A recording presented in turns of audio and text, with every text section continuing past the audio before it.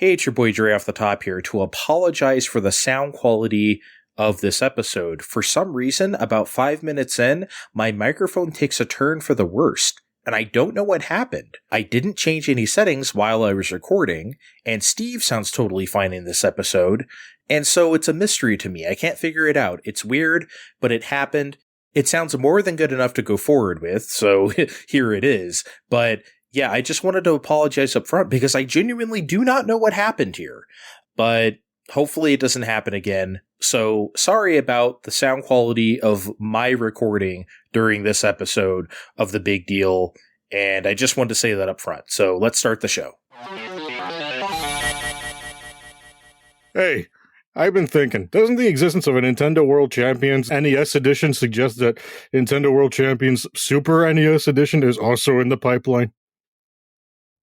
Are you not even going to wait till we start the show before you start wish casting, before you start putting torches on the wall? Can we at least play the intro? You know what? Fine. Play your fucking intro. Yeah. Oh, now it's my intro. It's my intro, everybody. You heard that? Step into video game land. Welcome to Fine Time.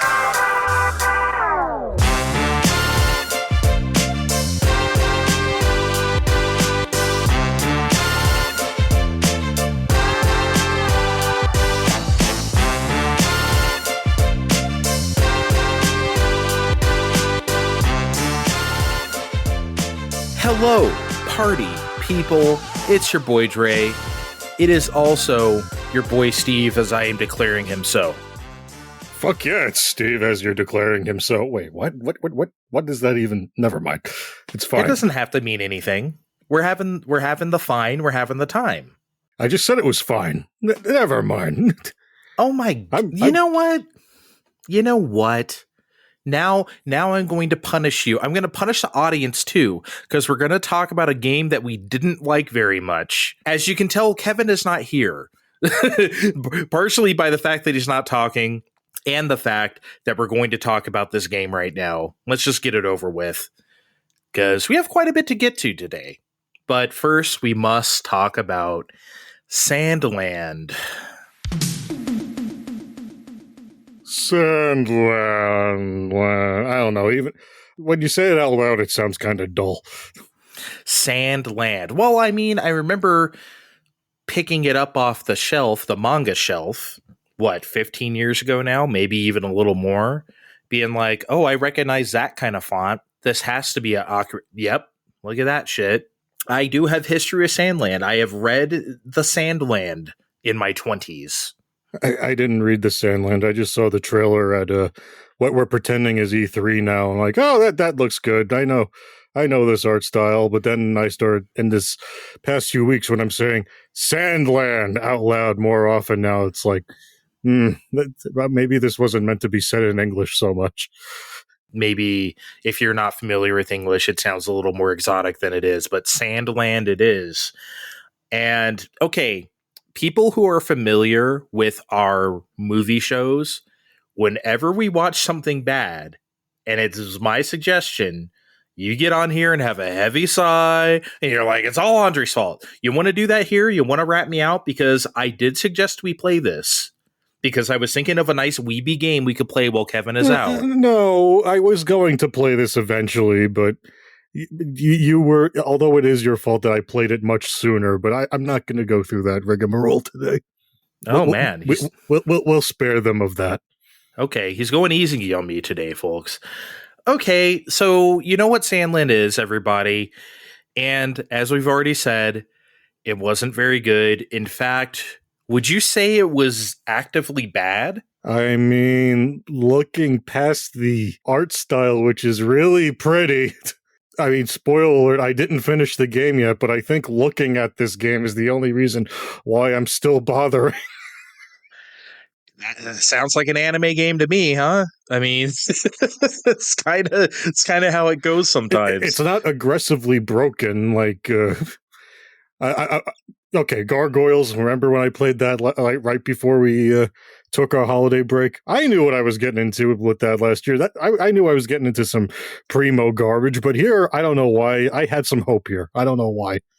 I should have known Bandai Namco anime license. This was going to be an anime game. Yeah, but like, I should have known. I mean, that doesn't always mean that they're bad. That doesn't always mean that they're great either. But I think the first problem is this, is that Bandai Namco tried to build this game as an RPG. And it is not an RPG by any stretch of the imagination. And I don't want to hear the bullshit semantics of like what is or isn't an RPG. Like, we know what an RPG is, okay? Super Mario 64 is an RPG because you walk around and talk to Toad.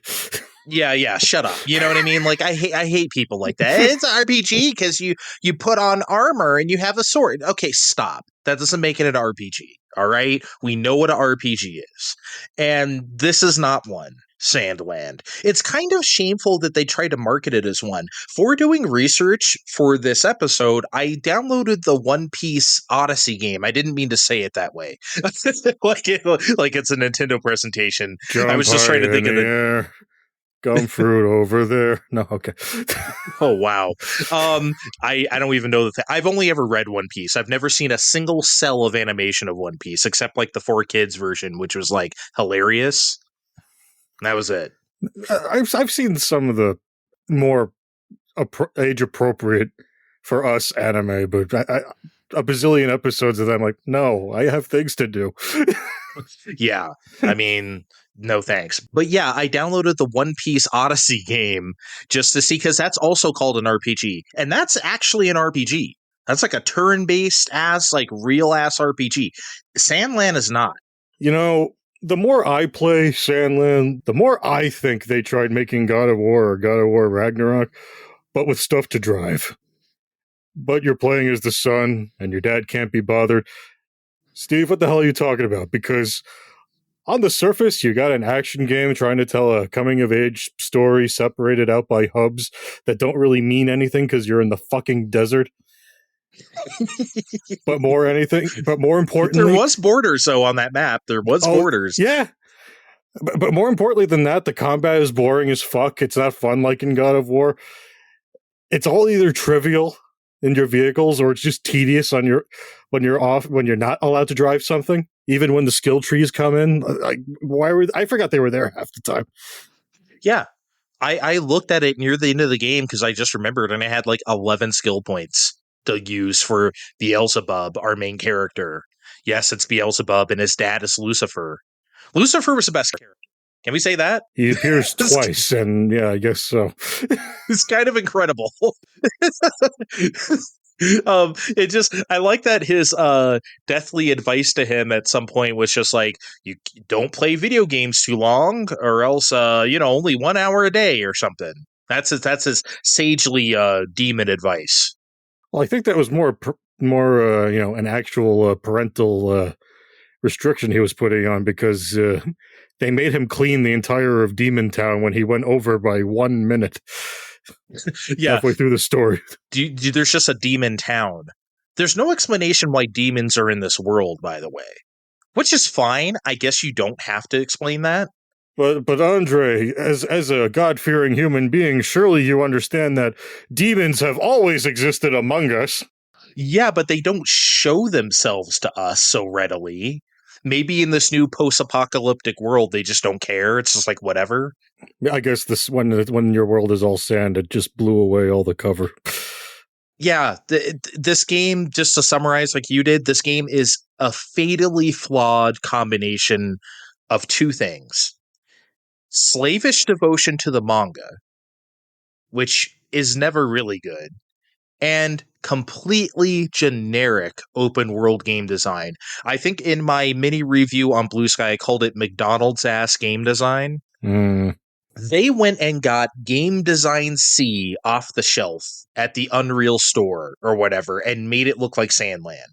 Akira Toriyama deserved better than that. Rest in peace. Like, I'm sorry. I understand this game was probably set in stone before he passed away. At the same time, like, Jesus Christ, guys. Yeah, I guess what we saw last year was mostly done, huh? Yeah, because when they show a game like that, it's pretty much done.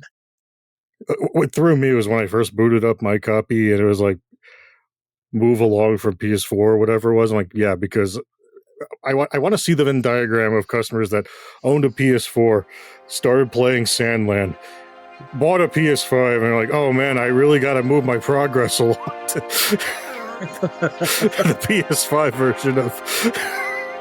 Who are those people? I don't even know who that would be.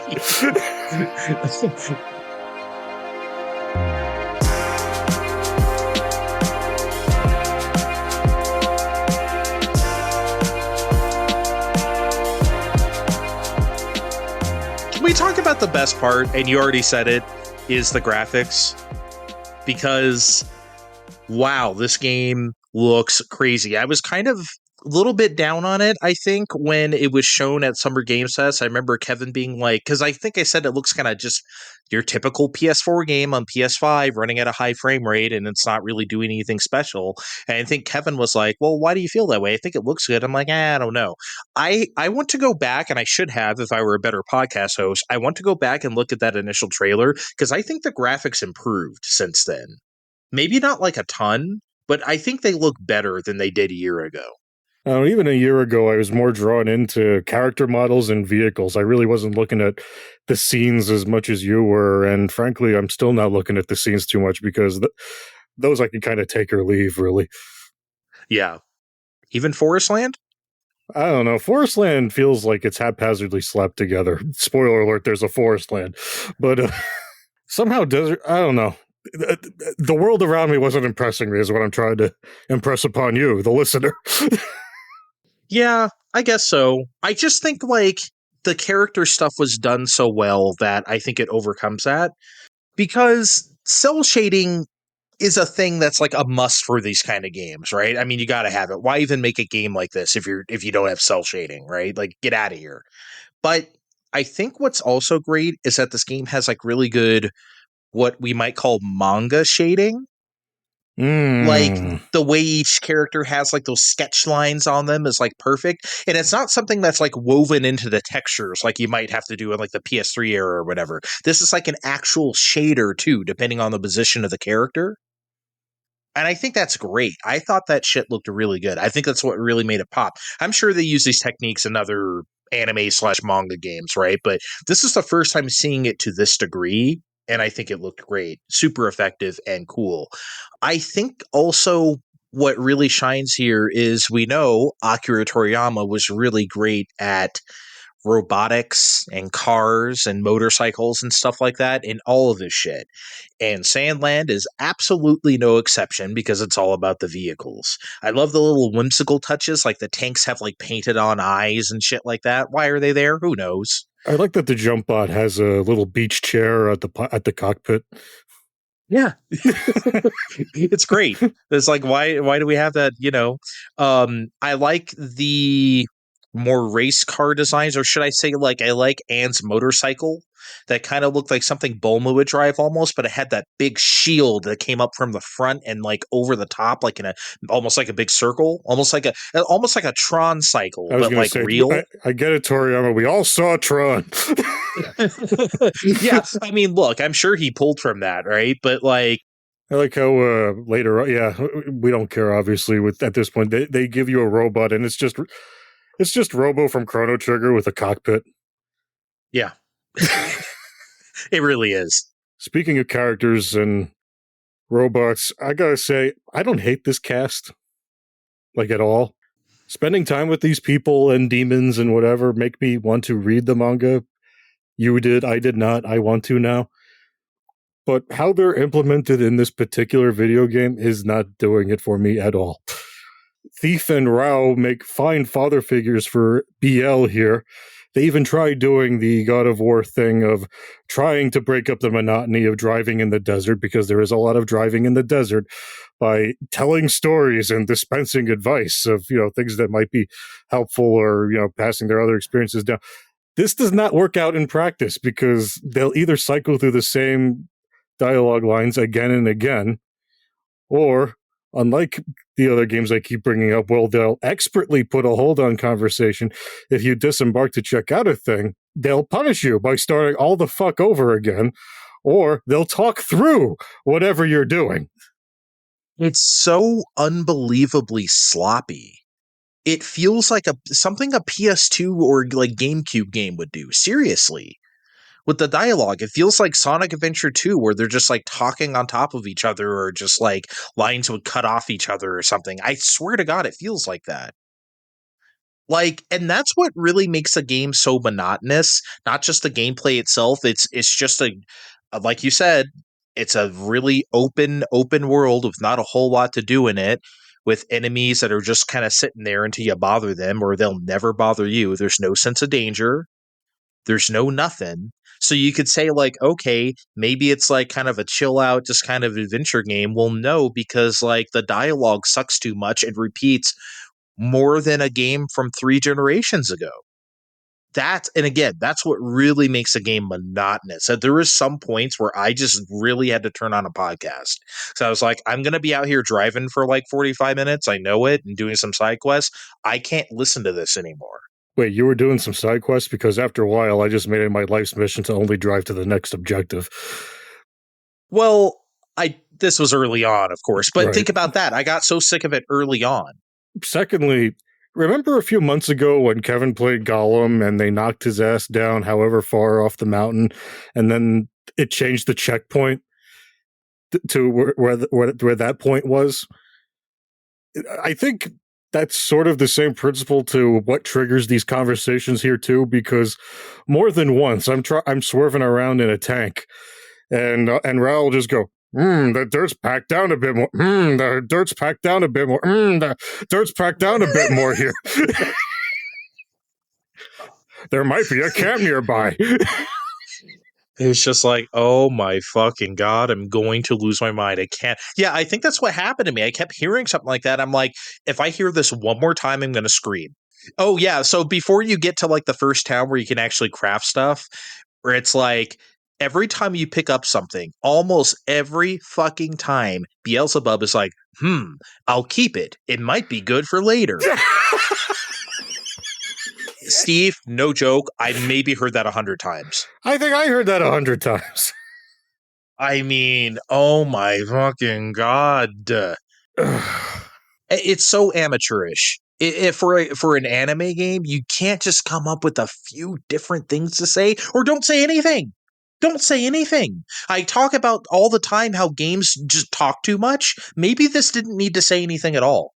You know, there's that tile in Mario Maker where you trip on it and it makes the sound effect. Maybe they didn't need to use it here in Sandland. Yeah. Oh, what's my favorite? I think it kind of sounds like "Help Me." Well, there are play sound effects. Here it's playing entire strings of dialogue, because that's the only way I can imagine this working. We've talked a little bit about the manga and how things may have came off better there, and I want to go into that a little more detailed, because do you remember the part where you have to dress up like Thief? By the way, Thief, his I guess you could say it's Beelzebub's retainer of sorts. Do you like how it's basically the Dragon Quest VII hero, except like old? That's what he looks like. After you put that, and then I put it together. Yeah, that's wild. Lucifer is also Mr. Satan with like maybe a touch of Magus, maybe. Yeah, that's if you want to play a little Toriyama bingo, there you go. Also, before I go on about the manga part, you start this game by riding a centaur, some sort of automatic driving thing, and they're teaching you how to do this and that, and then you get to the demon village, and then you never see a centaur again. Hey, I think I saw one in a cutscene, like in the like watching a Latter-day Simpsons episode where we see dead characters in the corner. It's like, come on. Like, you started the game that way, and you like how they start with like waking up all his demon friends, staking out, taking those filthy humans' water jugs, right? And then like those characters are never seen again. Why did you start the game that way? Was it because the manga started that way? Exactly. And that kind of scene makes sense for a manga and not for a video game. And again, with Thief, where he dressed up like Santa Claus to go to do your stupid umpteenth stealth mission, right? That makes that kind of humor and that whole scene makes sense for a manga that didn't really translate to like a cutscene very well, in my opinion. I think it would have made more sense if we did the Santa outfit more than once, but we don't see it after that. No, it doesn't happen again. Sorry, spoilers for the rest of the game. That's the only time you see it. So, like, oh, okay. And now you know you've seen this.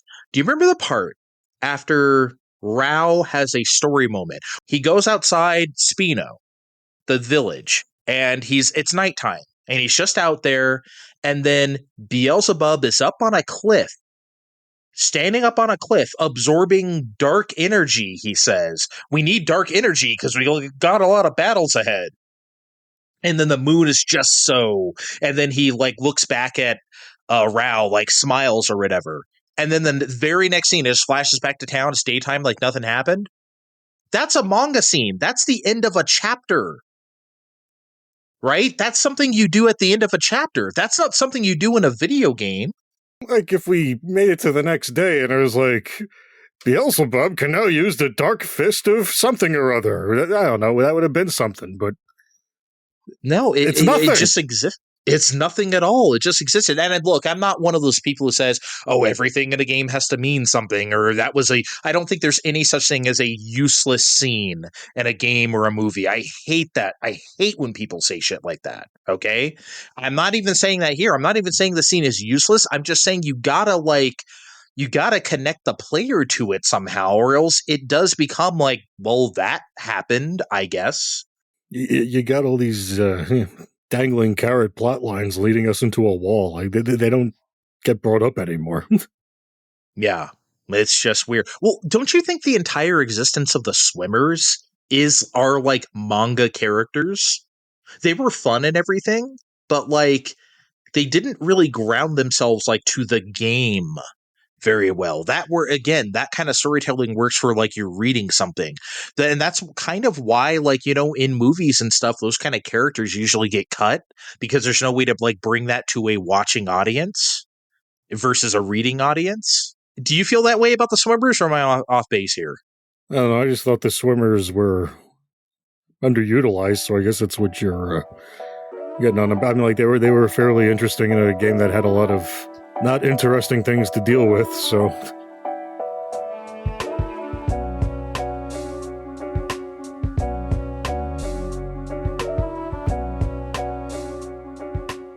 So, we've talked a lot about aesthetic and whatever, but getting back to why this game kind of sucks, for me, I don't know if it's the biggest reason, but it might be the biggest reason. It's the loot, or the lack thereof. And let me explain what I mean here. One thing I really don't like in games like this is when you're collecting a bunch of doodads and you have no idea why. What do these do? I don't know. I'm just collecting a bunch of crafting parts and bullshit for no reason. Okay, I guess. And that's one thing, right? Whatever. But I just don't like contextless collecting. It doesn't make me want to get more. They don't tell me why I need this stuff. It doesn't matter how many times Beelzebub says, I'll keep it. It might be useful later. Okay, well, later should be now because I don't know what this stuff does. So this loot problem basically trickles down to the rest of the game because when you get new vehicles that let you do new traversal tricks and whatever, like, you get the jump bot and lets you jump up on cliffs to get to new treasure chests. It's just the same crap in there. Why am I getting this stuff? I'm not really motivated to go in all these little caves and jump up on all these little cliffs to get crap, personally. Usually, when I get into these open world experiences, you'll hear me say something like, oh man, me and my wanderlust. I can't finish this game because I keep getting caught up doing side shit and things, and I can't put this game down. Andre, this was not a problem for me. You know why? Because of everything you just said. And moreover, the side quests don't really help either. Normally you'd use that sort of thing to, maybe do a little bit more storytelling or maybe hook you up with some things you couldn't get otherwise. It's like, oh boy, thanks for saving my pet rattlesnake or whatever it is I had to help you find. Here's some more shit you were able to find everywhere the whole time anyway. I don't want to... Yeah. No. Thank you, but no. Wanderlust solves a lot of issues, right? Tears of the Kingdom is big time Wanderlust. one of the few blemishes I think that game has is that the loot isn't very good. I said this when we talked about it last year. I don't really like going to this like Moblin Enclave to open this box that has like 5 arrows in it. And it's just like, okay, I guess I'll just avoid them. Which is fine. I mean, it doesn't ruin the game by the game's still a 10 out of 10. That doesn't fucking matter, right? But that game has so much other great exploration and a million other things to do. That's all you get to do in Sandland. And again, I know I'm comparing Sandland to Tears of the Goddamn Kingdom, but you know what I'm trying to say. Like, if they give you that urge to adventure, you're not going to care about the other shit. Or at least it's not going to matter that much. But when that's all you got, you kind of have to make it good, and it's not good.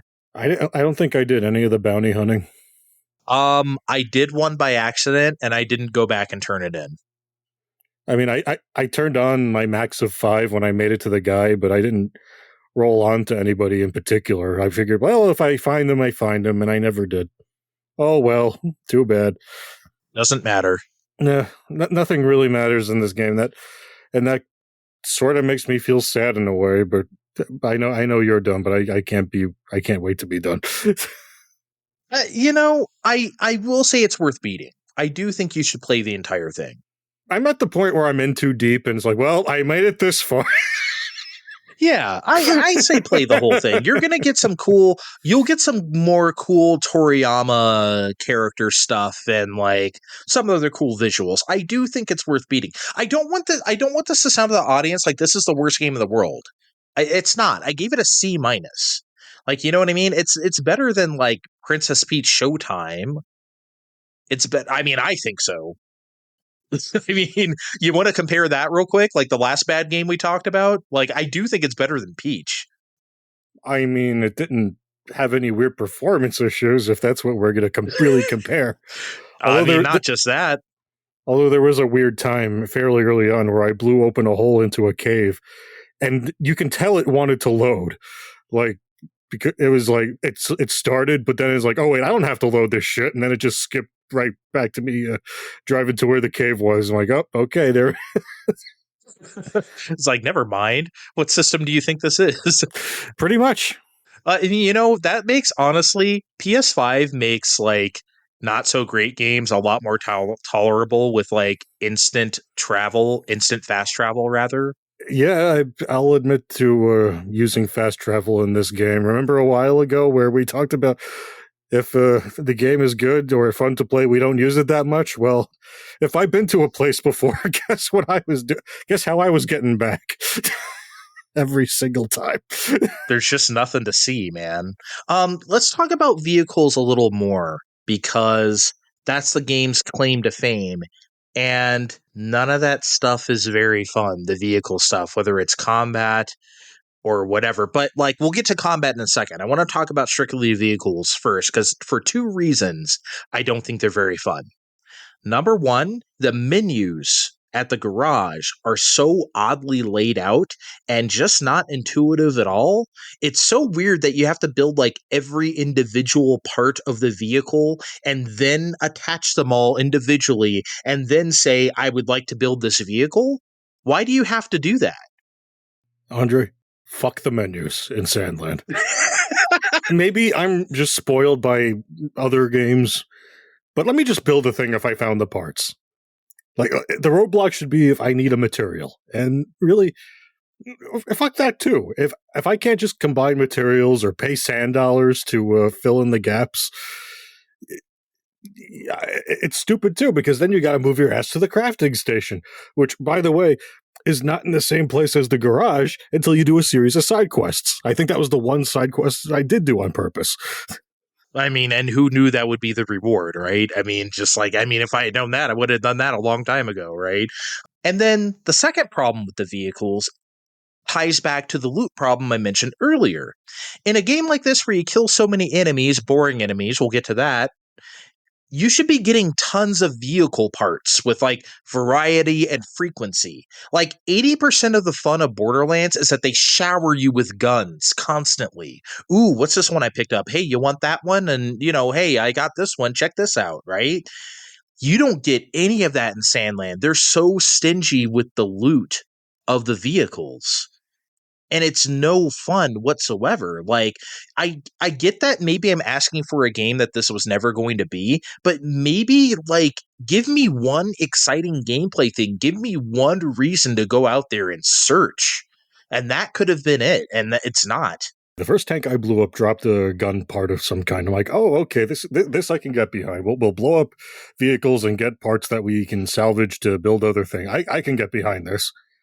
Except it, in fact, was not the way this worked most of the time. Yeah. Again, Tears of the Kingdom showers you with random blades and shields and whatever, right? Like, just whatever, just dumping it on you. It's like, oh, I want this one. Oh, that one looks cool. Oh, that's the same as the one I already have. I'll take a duplicate, and when it breaks. Shit like that. You don't have any of that here in Sandland. It sucks. Also, like, why do the vehicles disappear like 2 seconds after you exit them? Why is that a thing? Real talk, Andre, I thought I was getting certifiably crazy the first few times this happened. Like I needed to get my medication adjusted or something. Like, I know I just left this tank here. Where did the fuck did it go? It's so weird. And they make you deal with opening that stupid wheel every single time you do anything. I'd say graphics on PlayStation 5, processing power on PS2, but even Grand Theft Auto 3 remembers when you left a car nearby, so I really don't know why they did this. It doesn't make any sense. Maybe they thought like, okay, once you get out of the tank, you're kind of done with that for a while. No, you're not, because they want you to do this and that. I guess it's good that once you're in a vehicle, you can swap between the other ones instantly and you're already in the vehicle. Thank God for that. Yeah, if you really want to call, I don't know. I just found all those wheels cumbersome. And okay, I could deal with only having 5 of them because the cars are worthless anyway, but I don't know. I felt like I was going nuts. Like, I didn't choose this one. I chose the other one. I'm like, you know me. Let's talk combat, because we've made fun of it enough throughout this. Let's just dive right into it. But honestly, Steve, I don't know what there is to dive into, because tell the folks how every encounter in this game is solved. You roll around in your tank and you shoot things until bad guys stop moving. The boss fights are the same, but they have a meter that goes down. That's it, everybody. Circle strafe and shoot. Steve, you want to know how I beat the last boss? Did you drive around in your tank and shoot it until it died? Yeah. I drove around in a circle and shot. And then it died. And then I beat the game. That strategy works from the first second to the very last boss. Trash. Steve, I legit think PS1 games are deeper than this. I would say like the original Armored Core is deeper than Sandland. Seriously, like at least in like car combat, like Twisted Metal or whatever, the enemies are like actually actively pursuing you and there's like danger. Oh man, this guy's chasing me. I better go down this street and that street. Oh, I'm going to pull a 180 and blow him away or something.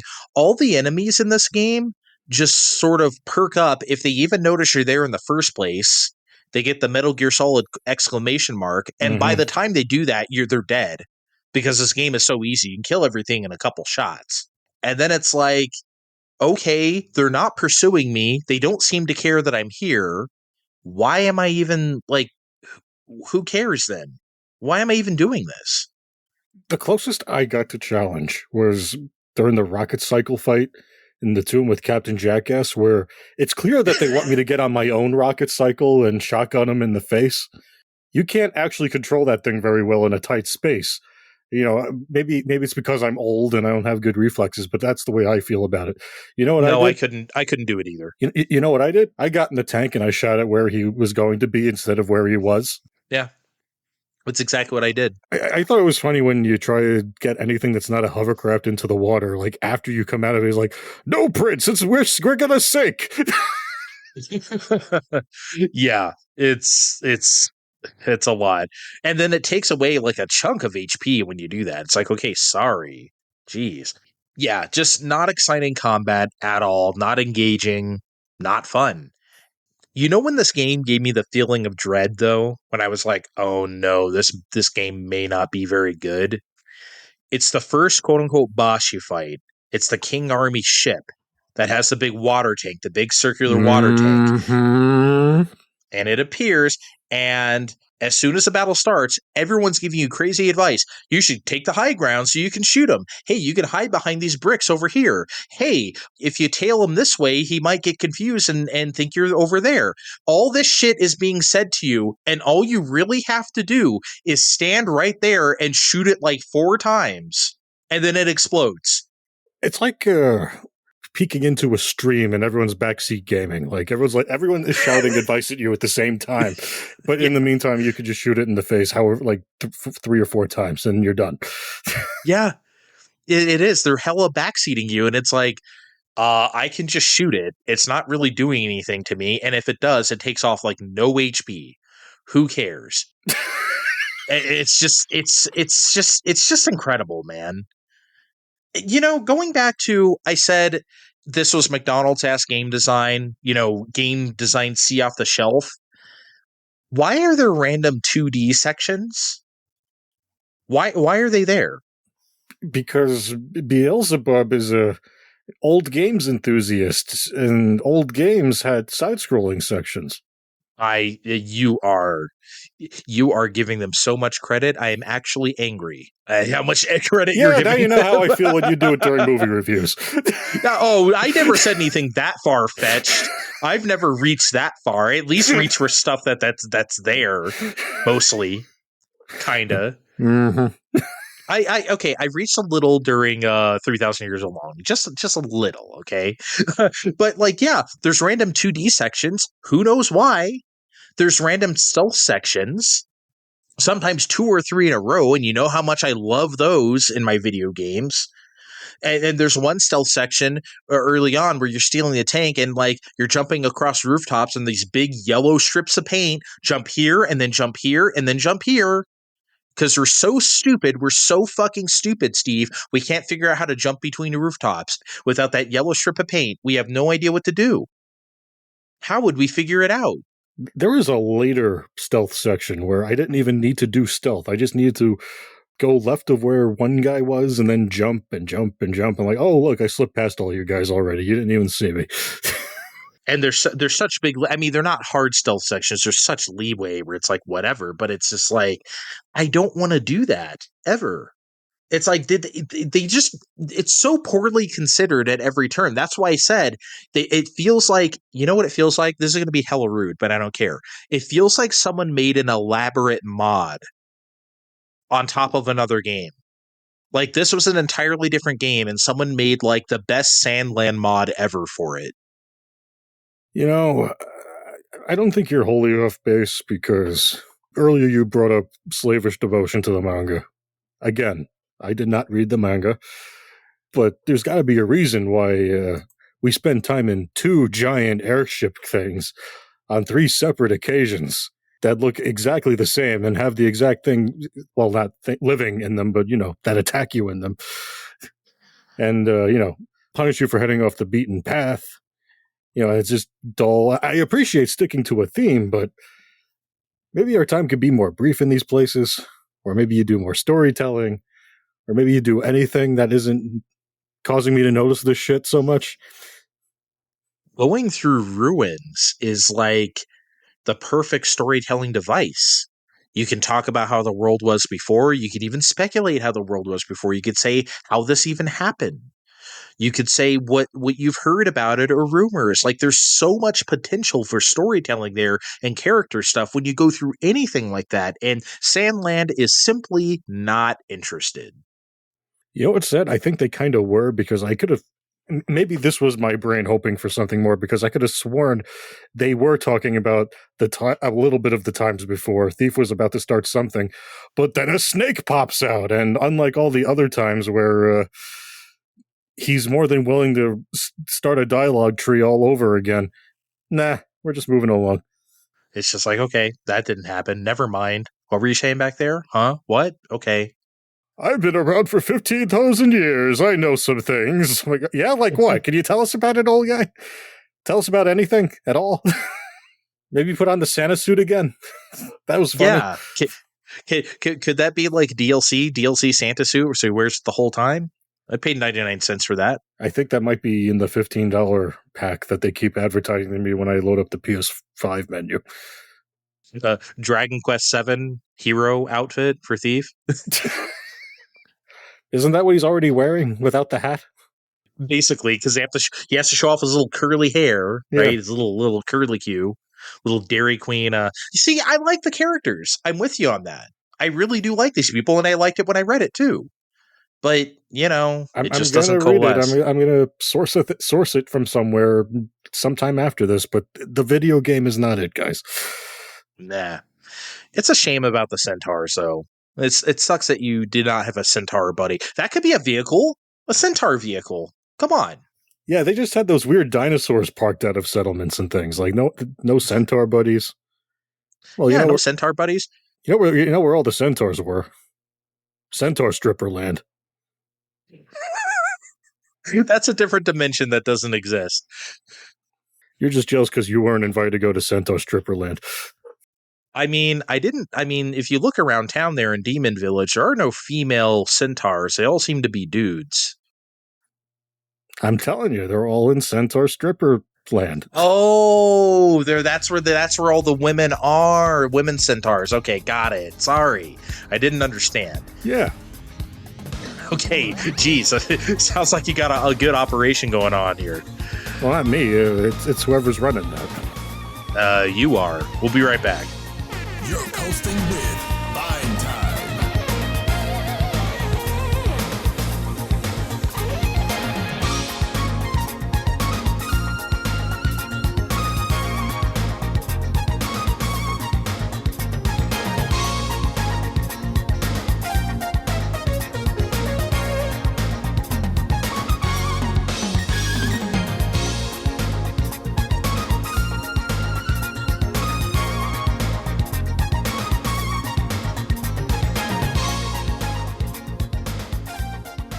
We're back. All right, we got big questions, baby, and especially over the last couple days. We just had a few here, but then stuff happened, Steve. Yeah, very inconsiderate of everybody to just do you guys not know when we record? Come on. Yeah, we don't like to work this much last minute. We have 2 weeks in between, leisurely add this and that. If you give us all the news on Monday and Tuesday, it's like, come on, guys. But anyway, a lot of stuff happened, but let's start with this. Andre, in a just world, I'd be sitting here saying, Nintendo has unveiled the Switch successor. Let us rejoice and consider how much we might need to put away for release time. But we don't live in a just world. So I have to say, long-running Spanish game news site Vandal has the following tidbits from peripheral manufacturers about the device. It's larger than the Switch. Joy-Cons are magnetic. Switch Pro controllers are supported. And my favorite, said peripheral companies touch the system in an opaque box to get a feeling for dimensions and design without ruining the secrecy of the console. What? That is hilarious. What happened to NDAs? Yeah, what? I mean, did they just not trust anybody anymore? Like, no, you put your hands... Okay, you know what? It sounds like a game show. Remember, like, game shows are starting to lose their grip, like in the late 80s or whatever, when they're starting to fall out of favor, and they were trying all manner of wacky shit. This sounds like some 13-week game show that would air on CBS, hosted by Dick Clark because he was being nice or whatever, contractually obligated, and just like someone just puts their hands inside of a box and feels what the prize is. It's a toaster oven. Congratulations, you win a toaster oven. Like that. You guys are really good game developers, so you could walk away with these 5 dev kits, or you could trade it all for what's in the box. Oh man, it's just so funny. I don't know why I devised an entire game show over this, but point being, this is ridiculous. Just let people see the console, man. Who cares? We know it's another handheld with Joy-Cons and a screen. Like, how secretive could that possibly be, Steve? Well, I think it's still pretty damn secretive because 36-ish hours ago, as of recording time, yeah, I'm moving right along here, Nintendo tweeted from their business account, This is Furukawa, president of Nintendo. We will make an announcement about the successor to Nintendo Switch within this fiscal year. It will have been over 9 years since we announced the existence of Nintendo Switch back in March 2015. We will be holding a Nintendo Direct this June regarding the Nintendo Switch lineup for the latter half of 2024. But please be aware that there will be no mention of the Nintendo Switch successor during that presentation. Oh boy. The secrecy continues. So, out loud right now, do we think they're going to repeat the Switch playbook where, they're going to show the thing off in fall, have a real showcase blowout in the winter, and get everyone excited for March again? Where hopefully we'll have a few more games launch with it other than Metroid Prime 4 or what? Yeah, this feels like it's following the playbook, isn't it? When did we see Switch? October 2016? That was about the time. Yeah, that sounds right. Blowout in January, release in March. Now, I'm not saying they're going to release in March again. I think they're actually, I don't know, right? Fiscal year, I'm sure they wanted to launch March 3rd with Switch. That made a lot more sense. Right now, Nintendo's pretty flush. They don't really need that. You know what's interesting about this, though, is that they are confirming there is a Direct in June. Now, they don't usually do that. Look, if Ubisoft's allowed to make a conference announcement for August right this second, I think we could cut Nintendo some slack about a Direct in June. I mean, that's fine, but they don't usually say so far in advance. It's kind of weird. No, Xbox did that, didn't they? Didn't Microsoft say, like, oh, we're going to have this presentation in May, and it was like February or something? Did. Yeah, I feel and like they did that. Now that I'm thinking about it, I think too. it was THQ Nordic that just did the one in August. Before you all at me in the comments, you're going to be corrected by all our Redditors who we don't have any Redditors who listen. All the embracer heads, all the embracers. Yeah, what do you think? Is that the playbook? Do you think we're following the script again? It sure feels like the playbook. I mean, we got a July game. I mean, I wouldn't call it a great one, but they now have releases through July, and if they're really going to talk about the software lineup for the latter half of 2024, it really sounds like we're doing the Switch thing again. But again, maybe the last bit of software piece for Switch isn't so sad after all, but that remains to be seen. Well, speaking of sad, the fact that he reminded us that they announced NX, as it was known back then, in March 2015. Dog, the Wii U had been out for, 2 years change? Like 2.5 years at that point, yeah. And they were already like, fuck this. Like, I think they did that because they had to. It felt like spin because it was like, okay, we know this sucks, but we'll get you next time and sooner than you think. Well, they did that, and they also announced the them wiggling into mobile at that time. They're like, we got a thing with Mii's coming, like next year, and then further along, we're going to do Fire Emblem and Animal Crossing. It's going to be good, you guys. All that stuff happened. Yeah, it did. I guess so. I mean, what happened to Dr. Mario World, though? I mean, geez. Well, that wasn't part of the DNA thing, and that died. I like Miitomo. I don't give a fuck. People can talk shit. I thought Miitomo was good. What's it learned? What everyone had for dinner last night, its job was done. It was great. I love taking pictures in that thing and setting up silly shit. Going back to real quick, the hardware thing.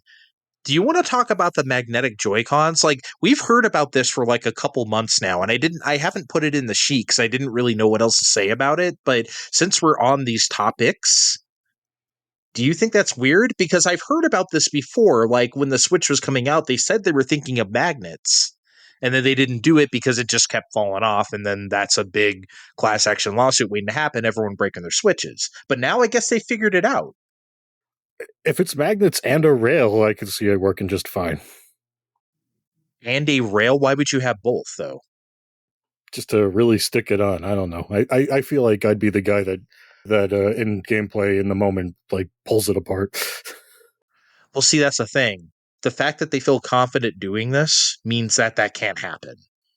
They have to be really strong magnets. Like, you could break your control stick right now on your Pro Controller if you wanted to, but you'd have to apply such force on purpose. I feel like they couldn't fall off during normal gameplay, but Man, if only we could see the darn thing and get a better impression of it for ourselves. well, no, these peripheral guys have to play What's in the Box at Nintendo headquarters. No, I'm not going to make up a game show theme here.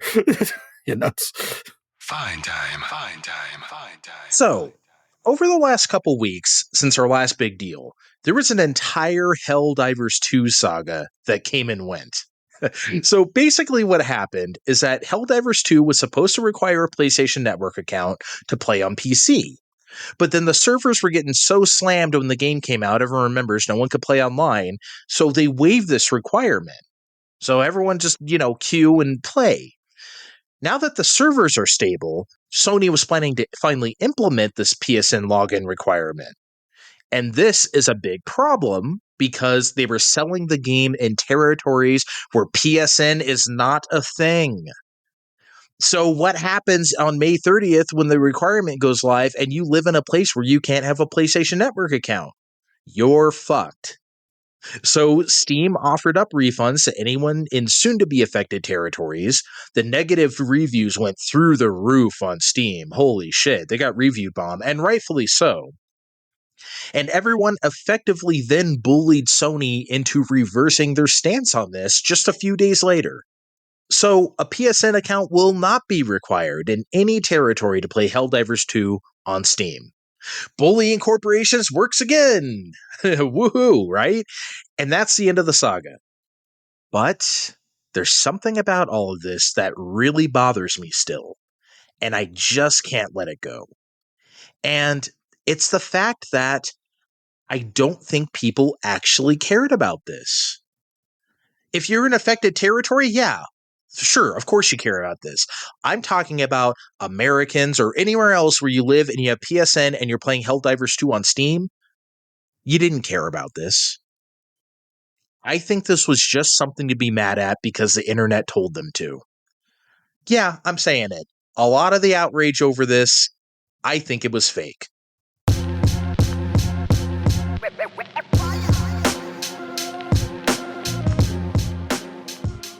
Because let's think about this logically for just a second, okay? PlayStation Network has been a thing for getting to be, almost 20 years now? Just like how console gamers sometimes dabble in PC gaming here or there, PC players do the same shit with consoles. You'd be hard-pressed to find anyone who has never had a PS3, 4, or 5. And PlayStation had been the most popular brand worldwide for a solid decade now. So I would imagine a large majority of people who play games regularly already have a PSN account. If they are able to, of course. And if you don't have a PSN account, you could sign up for one for free in 2 seconds. So if you are able to have one, and you're playing Helldivers 2 on Steam, and you're outraged by this PSN requirement, I gotta ask you something. What's wrong with you?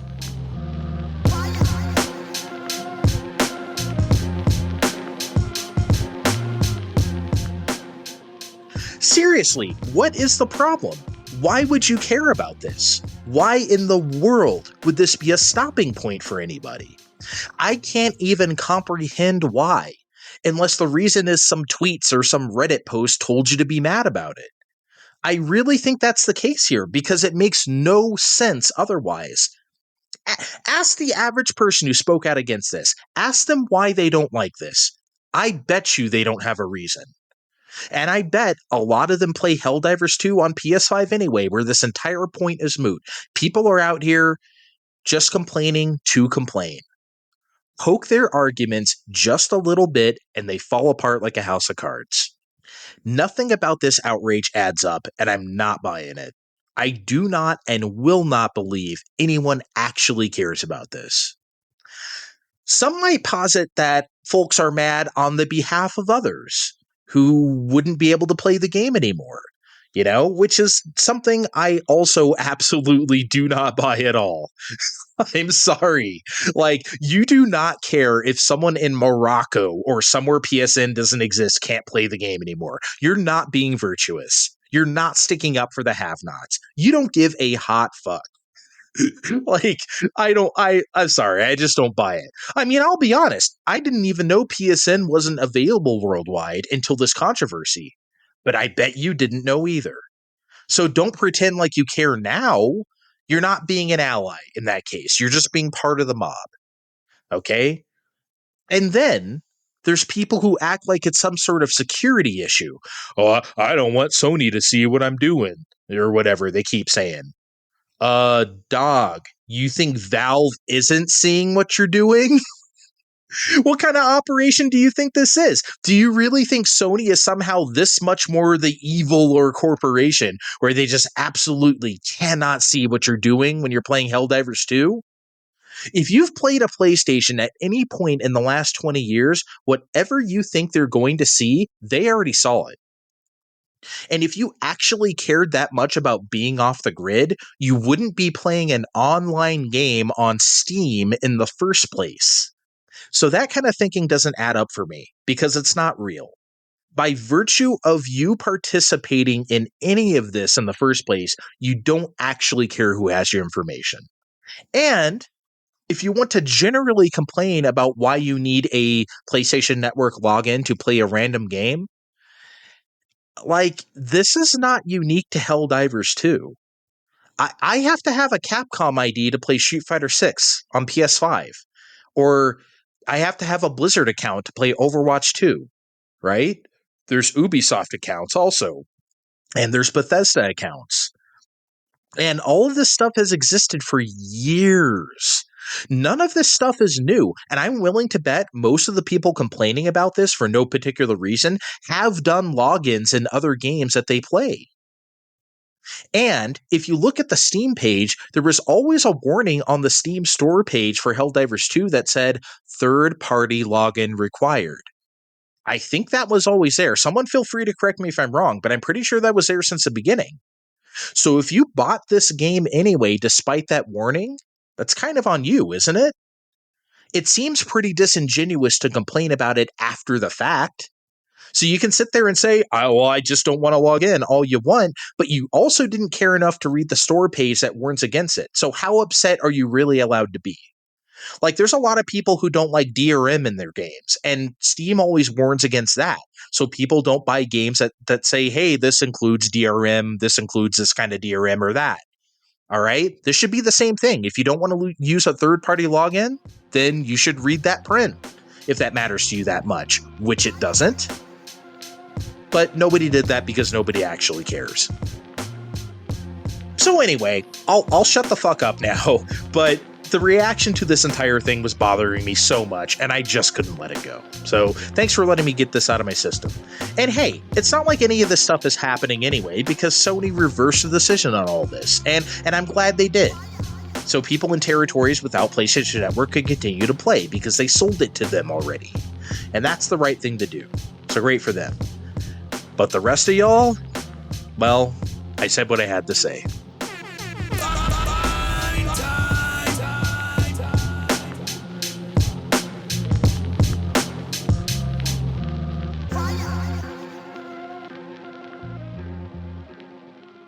Where did Steve go?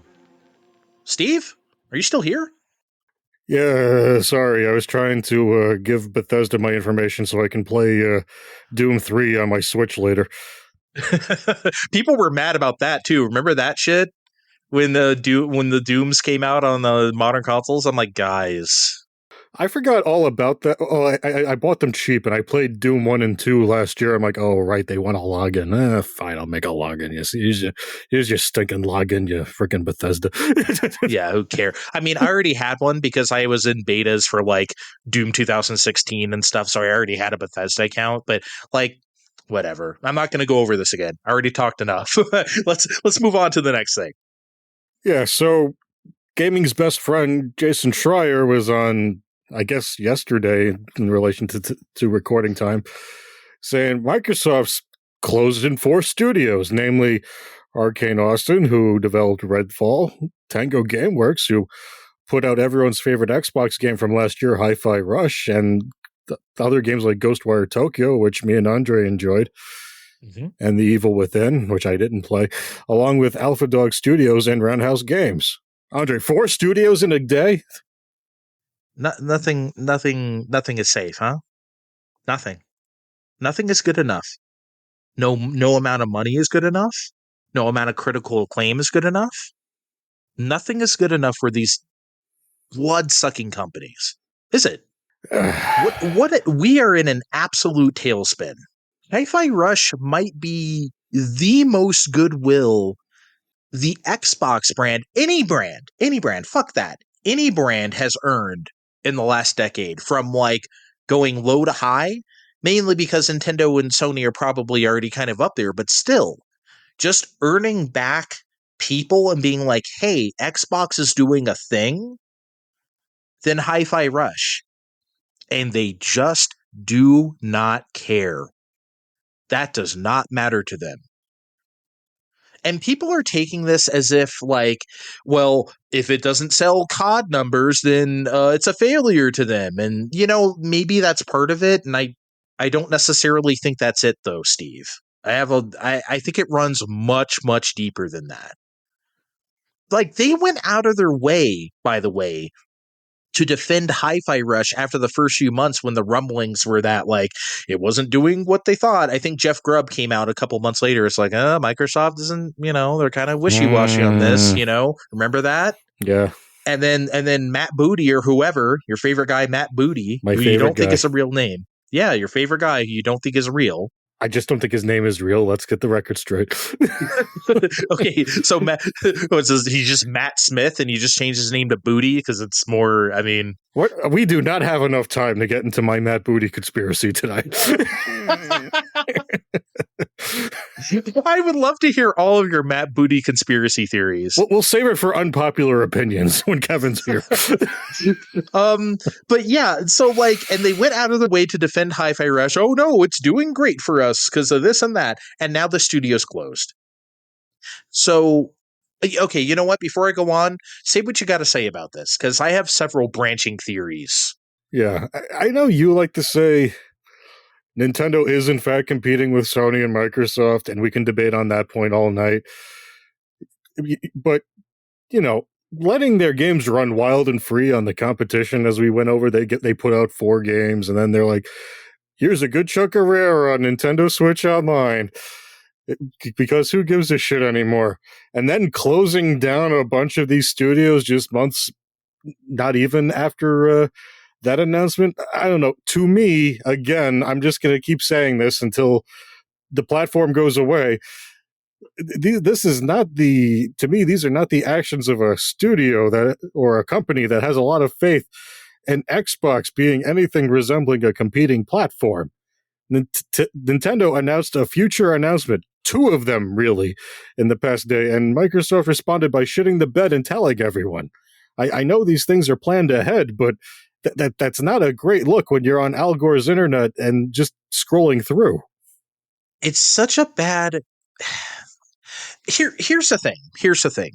I was listening to Jeff Gersman talk about this a few hours before recording time here, and he made a really...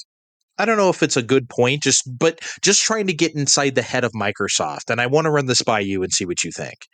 Where he was saying where maybe, and this is still fucked up, by the way, but maybe Hi-Fi Rush comes out, right? It does whatever it does. And then they're just looking around the room like, okay, Shinji Mikami isn't here anymore. We don't really know what your next project is. Is it Ghostwire Tokyo 2? I don't know. What do you guys want to do? Well, maybe we can do this or that. Well, if you don't really have any direction right now, how about everyone just go home? You know, because that's how a company thinks. Like, well, you're not really doing anything for us right now. Just whatever. Let's just pack it up. Why are we paying you? Is what Jeff Gersman was going through. And again, that's fucked up, right? But that's probably maybe how this went. So that's what I'm saying. I think there's many layers here. I don't think it was just like Hi-Fi Rush didn't do COD numbers. You know what I mean? I mean, okay, but they spent a good chunk of time buying up all these companies so they wouldn't be in this mess. And here we are in this mess worse than ever. Yeah, of course. That's why it's fucked up, you know? But just to like for him positing some like Microsoft thinking, right? I guess that makes sense to a corporation like that, although like that makes no sense still no matter how you carve it up. I just have a hard time wrapping my head around that kind of corporate thing because as we've gone over the last time, we went through some leaked emails. I can't go to the store with my low paycheck and go, one Tango Gameworks, please. and then just throw it away when I'm done with it. I can't do it. I can't even think that way. That's insane, right? Arkane Austin, yeah, they made Redfall. They also made Prey, 2019 Prey, which, like, you know, that wasn't that long ago, right? People like that game. So you're just okay. Redfall happened. Okay, bye. It would be like packing up BioWare after Mass Effect Andromeda. Okay, see ya. By the way, if Dragon Age doesn't do well or it sucks, they're dead. By the way, they're so dead. They're done. Nobody closes a studio like EA. Remember, they're the masters. They've been doing this forever. Uh-huh.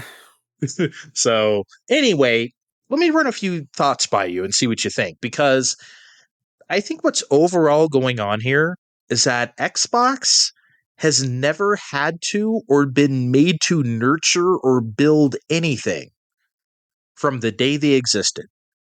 So let me put it this way. They released their first console, the Xbox. They released Halo with that console, one of the biggest generation-defining hits of our lifetime. Okay? No matter what we think of it, that's true. So they came out the gate with an all-timer. Let's think about what else is coming out. Let's move to GameCube for a second. Nintendo's putting out Luigi's Mansion, putting out Pikmin, right? In that launch window. Oh, you know that Smash Brothers thing we did a couple years ago. Maybe we should make a GameCube version. Oh, it could be a new game. Oh, Sakurai can just put that out in 10 months, can't he? Sure, after he works himself to death. Mm-hmm. You know, okay, fine, right? They're just kind of following up. Now, obviously, they did Luigi's Mansion because Mario Sunshine was not ready. We all know that. But they're trying a thing, right? Now look at what's happening. Pikmin 4 sold really well. Its when it did.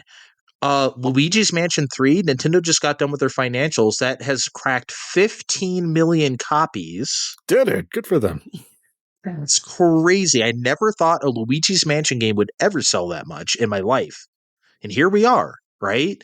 Now, I'm not sitting here saying that Nintendo thought, 25 years from now, when we make a Luigi's Mansion 3, we're going to sell 1 billion copies, but they play the long game, is what I'm trying to say. Microsoft does not do that at all. They bring out Gears of War. Okay, it's a big hit. Now let's just keep doing that. Yeah.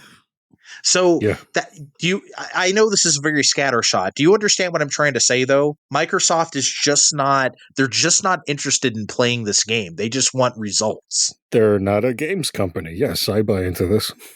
I mean, technically they are, but they're not thinking like one. They don't need to necessarily stick with any one particular idea for I buy into this. Okay. I don't know. I think their long game is porting their back catalog to the other systems. How long until they get a Mistwalker and some college students to get Blue Dragon onto everything else? Lost Odyssey and shit.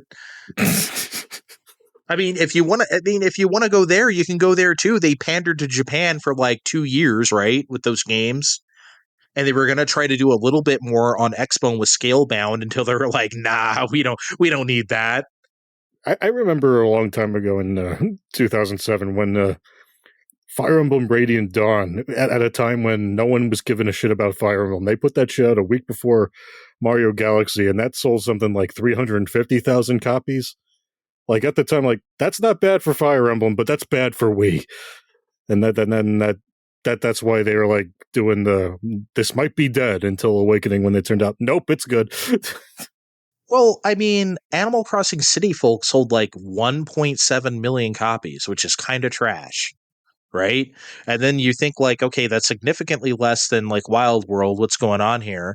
And then, New Leaf comes out and it's gangbusters. New Horizons comes out and it's one of the best-selling games of all time. So sometimes you just need to stick with it, and I think that's why Nintendo stuck with Fire Emblem. Now, Microsoft would have cut bait a long time ago. They would have cut bait before you even get to like DS. They never took any of that seriously anyway. Do you remember when they said, "Oh yeah, go ahead, Rare, go make them GBA and DS games. Viva Pinata for DS. Why the fuck not? We don't give a shit." That did happen, didn't it? Diddy Kong Racing DS. You betcha. I forgot it. Well, see, okay, that one I barely remember. What the hell do you do in Viva Pinata DS? I can't even imagine. I played the original on 360. I couldn't either. I just remember seeing it on the shelf forever. I can't say I touched it. That game has to look like hot ass. Fine time. So, Square Enix released a shareholder statement titled Notification of Recognition of Extraordinary Losses. Oh, boy, guys. Let me just read it. Can you say that name again, please? Please. Oh, sure. Notification of Recognition of Extraordinary Losses. That sounds like... Never mind what that sounds like, because it goes to the tune of... At the meeting convened on March 27th, 2024, the board of directors of Square Enix Holding Co. Limited, the company, voted in light of the myriad changes underway in the environment surrounding its group to revise the group's approach to the development of high-definition HD games with the intention of being more selective and focused in the allocation of development resources. As a result of a close examination of the group's development pipeline undertaken in keeping with this revised approach, the company expects to recognize approximately 22.1 billion yen in content abandonment losses on its books in the fiscal year ended March 2024. What does that mean for everything? Like all the small shit we like? You know, Valkyrie Profile? Or for me, things like Bravely Default? Or Octopath Traveler? Or anything else that's made in glorious HD 2D? We done? I really don't know what this means. I'm confused and scared. I just got done playing Final Fantasy VII Rebirth, one of the best games I have played in a very long time. And it makes me feel like that might be all they want to do. By the way, 22 billion yen is 142 million US dollars. Which is not a small amount of money for any company. So abandonment losses means that games they have certainly canceled, right? That's what it means, abandonment. That stuff that was in development, and that's the money they spent on developing those games, and now they're saying never mind. Or even if they just had plans for their live service shit that they had to bail on. Babylon's Fall. If they had however much more planned for that, but were like, nope. Yeah, but like we can list them off, right? Speaking of Babylon's Fall, we can just list them all off, can't we? Diofield Chronicle, Star Ocean: The Divine Force, Various Day Life, Valkyrie Elysium, Forspoken, Harvestella, Stranger of Paradise, Final Fantasy Origin, fucking Foam Stars, probably, right? Like, I haven't played most of these games, and neither has anyone else. Like, some of them have their fans, but that doesn't mean that they did well. Like, I've heard a few people, I think you've said a few nice things about Harvestella. I love Harvestella, and one day I'm even going to finish it. I mean, but that doesn't mean that they're doing anything in the market here. Point being, it sounds like Square is done with things that just don't sell well, which does make me fear for all Final Fantasy all the time, Steve. I really want to believe there's some room for the actual niche titles in the Square Enix catalog. Like, if they didn't keep hanging their hopes on live service garbage, I would think it would be a no-brainer to let in HD 2D or a Harvestella slip in now and again. But if I learned anything across all of our creative endeavors, it's that no one ever learns the right lessons from any of these blunders. Like, they're going to look at this and like, well, I think it's about time for season 7 of Foam Stars. It's the big party that no one's going to. There's no way that game is going to last that long. I'm not saying it's going to crash like Babylon's Fall, but like... Did anyone actually buy a copy of Foam Stars? I know we all got it for included with Royale with cheese for the month, but has anyone outside of that bubble, actually purchased a copy of this game? I bet 99% of the players of this game are on PlayStation. No doubt. If it's on Steam or whatever, I have no idea. But I'm just saying, like, there's just no way nobody is playing this. I bet it's deader than Destruction All-Stars. I'm me, I'm just of the mind where you need that diverse library. I'm playing Dragon Quest XI on the side now. I'm scared for its future, by the way. That's a whole other topic, but just in general. But a Square Enix without Dragon Quest, I can't even imagine it. I know it's probably coming anyway, but again, another topic. It just seems like maybe Square's never known how to budget, right? We know that. No. But I just, again, not to just put Nintendo so good and virtuous up on a pedestal or anything like that, but they know how to pitch a game and have it be the right price and have it look the right way and sell enough copies of that thing, right? Like, again, we're talking about playing the long game. Microsoft doesn't do it. 1-2 Switch came out as the Switch launch. It sold 89K that first month. Guess what? It sold over 3 million copies. And I bet that game didn't cost them anything. They got some actors to do some funny FMV, and that's it. So, like, they know how to return on investment like that. And I don't think Square gets it where it's like, dog, 1 million people are not going to buy Harvestella. I remember them blowing a huge fit when 3 trillion people didn't buy, oh my God, Forspoken.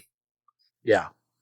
Everyone was supposed to buy a PlayStation 5 and Forspoken in order to meet for our forecast. I'm like, that was never going to happen. 2 Forspokens, please. Yeah, even if it was good, which it's not. And you were talking about, like, you know, the taking the wrong lessons away. That's what they're going to do, because they're not going to go back and look at Forspoken and be like, well, maybe we should have, you know, when we were changing this from Project Athia, maybe we should have just inserted like a real world wisecracking girl and her talking pet cuff. Like, maybe we should have just made a fucking, like, fantasy game like we know how to do, instead of just focus testing this game to death and being like, what do the people want? What's going to sell to Americans? Right? They could have just let the game be what it is before that. That's what Forspoken reeks of, right? It just reeks of corporate meddling at its finest, at its worst, really. But, like, they're not going to look within. They're not going to be like, hey, maybe we shouldn't do that next time. They're just going to think, well, we just can't make any RPGs on our Final Fantasy. I'm not saying I need Octopath Traveler 3, but a future where we don't get a Dragon Quest 3 HD is scary to me. No, that's coming out. There's no way that's not coming out. I know it's kind of scary because we haven't heard of it in a few years, but it's gotta happen, right? There's just no way. It'll be the last good Dragon Quest game. I'm so scared about 12, it's not even funny. That's another topic. That's a whole other podcast. Yeah.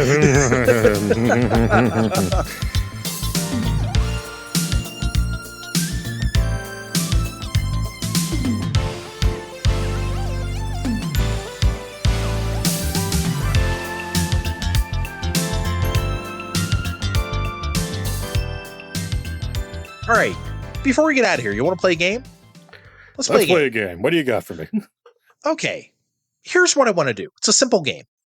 So I love jingles in games. Any jingles, you know, short little clips of music that ground you. Everyone knows the Donkey Kong jingle when you see 25 meters or 50 meters or whatever, right? Those jingles are sometimes better or more memorable, I should say, not necessarily better than actual music.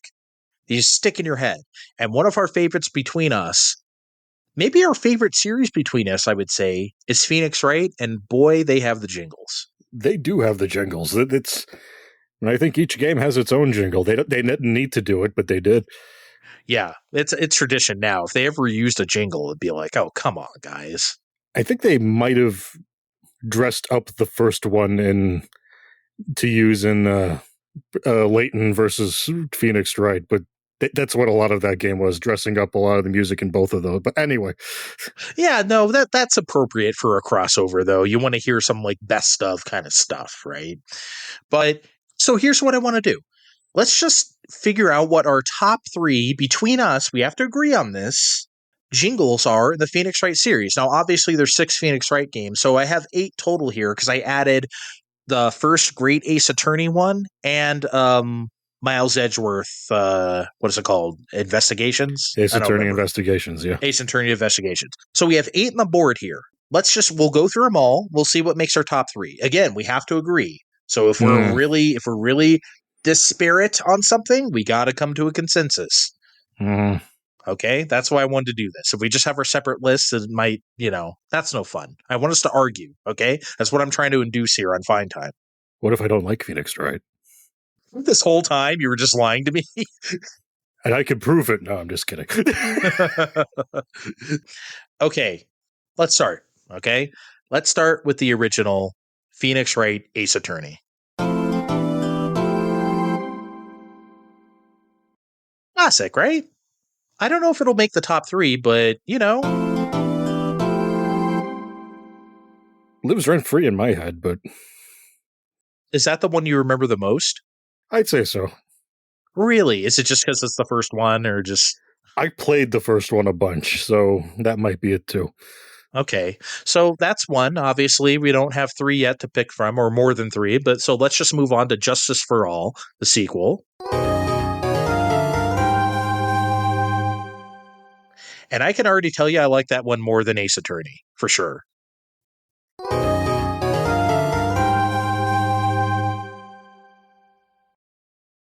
Well, you might recall from that game the stakes were higher, so the interstitial here also seems like it has a higher sense of urgency.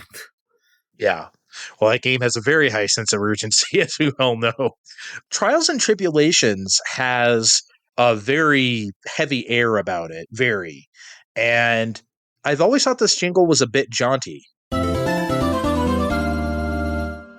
for Trials and Tribulations. It seems a little like happy for the tone of that game, doesn't it? Huh. I like it a lot, though. That's my favorite out of the 3, I would say, so far. Objectively, I'd be going 1, 3, 2 so far. You think Ace Attorney is the best one? This one? Until we get further in, anyway, yes. All right, so that's 3, obviously. Okay, now we're going to listen to Apollo Justice, and we're going to have to see if we're going to knock off one of these first 3, okay? So here's Apollo Justice, Ace Attorney.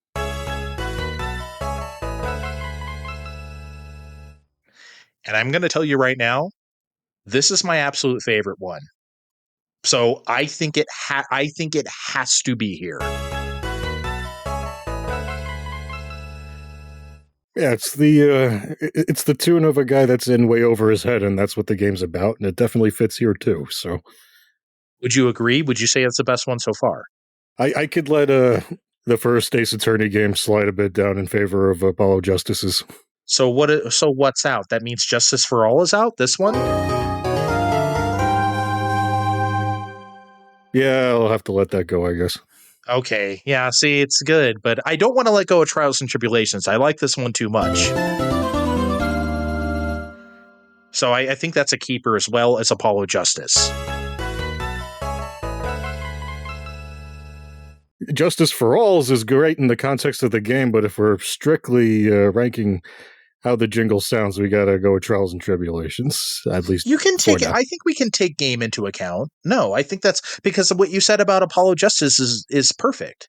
I think we can include that. That's why I said what I said about Trials and Tribulations as well. It feels a little like happy, not as pensive as I might think for a game like that. In that same vein, I think you could stick Justice for All's end Trials of Tribulations and not miss a step, though. Yes, I absolutely agree with that. Okay, so let's hear Dual Destinies.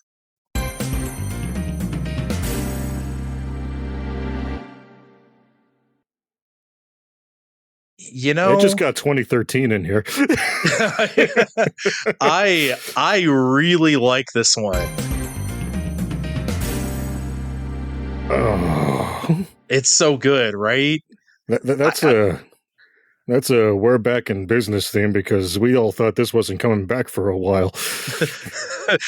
But more than any of them, that feels like the most Phoenix Wright. Will be right back after these messages.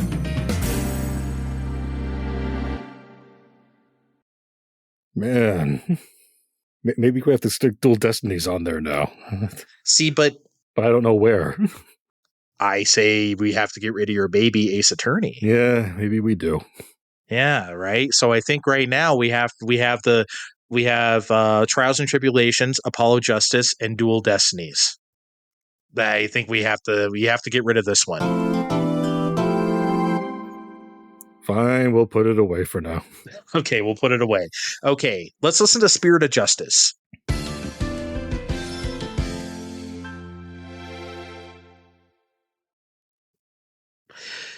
You know, it's not bad, but I don't think it's top 3.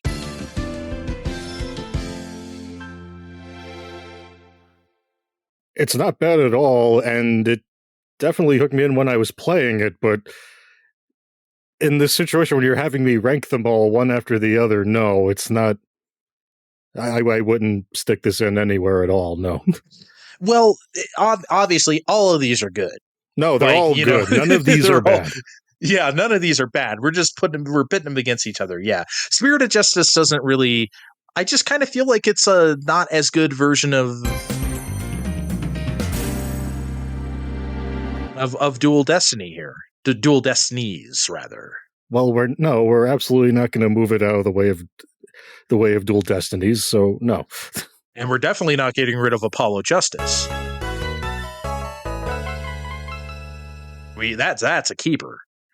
So, okay, yeah, Spirit of Justice, sorry, you don't make the top 3. All right, let's listen to our 2 bonus ones and see if they make the cut. Let's hear Great Ace Attorney.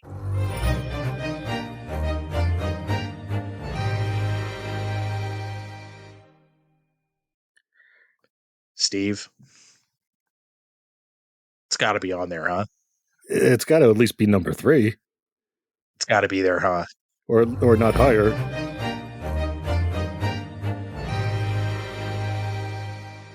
I mean, obviously they dressed it up for the time period, but the way, they're like setting you down gently for in between the for save time. So it's like, okay, we could take a breather here. Like, we made it through the gauntlet for now. We can take a breather. But now we're getting down to it. What do we cut? Trials and Tribulations? Maybe. I hate to do that, but I think we might have to. I don't like it either, but that might have to go because I don't want to get rid of Dual Destinies for a second. Yeah, we're not getting rid of Dual Destinies, which is this. And we're not getting rid of, again, Apollo Justice, which is this. I think those have to stay. So Trials and Tribulations, unfortunately, it's wild. We're not even going to have anything from the original trilogy in here. I did not expect it going this way. I didn't either, and it's not that the original trilogy is bad. It's just that they figured it out better as we went along. Yeah. I mean, the originals are on Game Boy Advance. I mean, yeah, they did their best, but... Well, I mean, that music is still obviously, Jesus Christ. Okay, we got one more, which is Miles, almost said Miles Attorney. Miles Edgeworth, Ace Attorney Investigations. Let's hear it.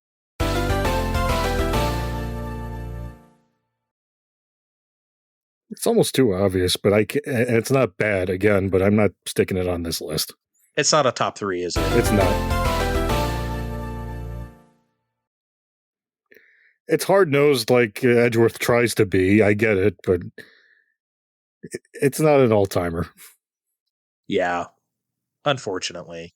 Oh, well. Okay, yeah. So that... yeah, see, all of these are good. That's what makes it tough. It's not like we went through any of these. It's like, okay, that definitely isn't here. We at least had to consider each one. All right, so our top 3 is Apollo Justice, Ace Attorney, Phoenix Wright, Dual Destinies, and The Great Ace Attorney.